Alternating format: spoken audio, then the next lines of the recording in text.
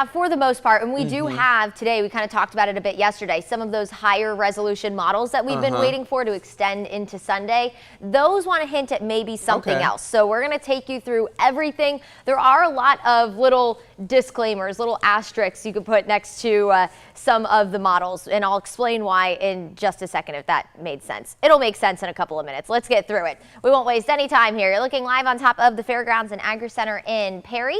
It is a cold morning out there, not quite as cold as we have been, but you'll still need the jacket as you head out the door. Nice and quiet out there, no weather to get in your way this morning. Now, as we head through the afternoon today, we'll have another round of upper 50s and low 60s. It'll be a really comfortable afternoon.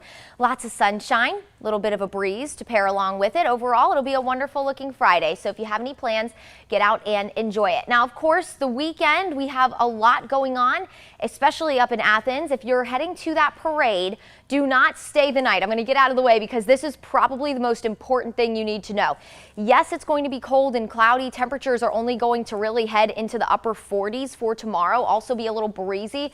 Pair that with the cloud cover, so it's not going to be super comfortable. Just be sure you're bundling up if you are planning on celebrating. But you're not going to want to be in North Georgia as we head into the overnight hours Saturday into Sunday, and that is thanks to that weather system that's brewing up towards parts of the plains. This area of high pressure up in Canada going to push this down and also build in that wedge, and that is still one of the questions that's left to be answered. I'm going to take you through a model. This is called the graph. It's fairly new. This is one of the disclaimers. I have trust issues with this model personally. All of the weather systems that have rolled through the past couple of weeks, this has done absolutely awful with. And now you bring in something like winter weather in the southeast, which isn't particularly super common, especially here in central Georgia. And I have extra trust issues with this model. So right now I'm taking this with a little bit of a grain of salt. But if this continues to trend this way, then we might kind of change our lingo a little bit. So what this model is hinting at is that the wedge is going to be stronger, which means that colder air that will allow for some of that rain to turn over into maybe a wintry mix, which is what this pink color is, will be a little bit more likely for central Georgia. So this hints at that colder air that's going to rush in off the Appalachian Mountains will spill into central Georgia, allowing for something more than just a chilly rain. Now, as we go forward in time here, here's 8 o'clock in the morning. When you see those purple and white colors here, yes, that's indicating maybe a flurry.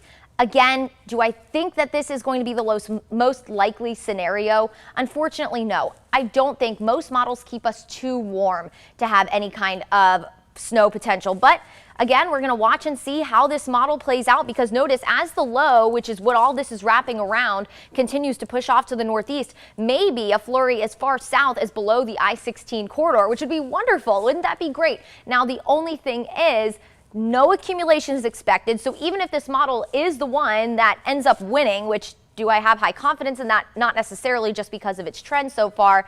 No accumulation is going to be expected, so it's not anything to freak out about, but that would be a nice scenario to maybe have a little bit of winter weather across the area.